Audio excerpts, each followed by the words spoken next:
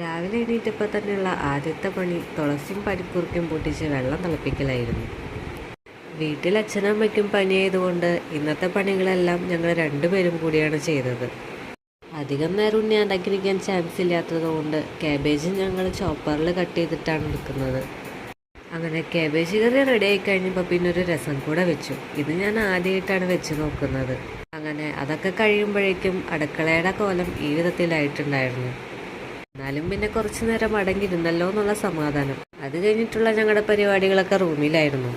ഉണ്ണിനെ കുളിപ്പിച്ച് കഴിഞ്ഞ് പിന്നെ എനിക്ക് കുളിക്കാൻ പോകാനായിട്ട് ഈ ഒരു ബോക്സും കൊടുത്തിട്ടാണ് പോയത്.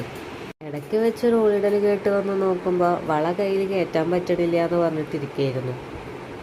അങ്ങനെ ഫുഡ് കഴിക്കാനിരിക്കുമ്പോഴാണ് അവിടെ വല്യച്ഛൻ്റെ വീട്ടിൽ നാളികേരിടുന്നത്. അപ്പം അതും നോക്കിയിരുന്ന് ഫുഡ് കഴിച്ചു. അത് കഴിഞ്ഞ് പിന്നെ ഞാനും കഴിച്ചു. തൈ വന്നിട്ടുണ്ടെന്ന് പറഞ്ഞ് വിളിച്ചിട്ട് പോയി വാങ്ങിയിട്ടുണ്ടായിരുന്നു അച്ഛൻ. തൈ എടുത്ത് പുറത്ത് വയ്ക്കാൻ നോക്കിയപ്പോൾ അതിൽ വളമൊക്കെ ഉണ്ടായിരുന്നു.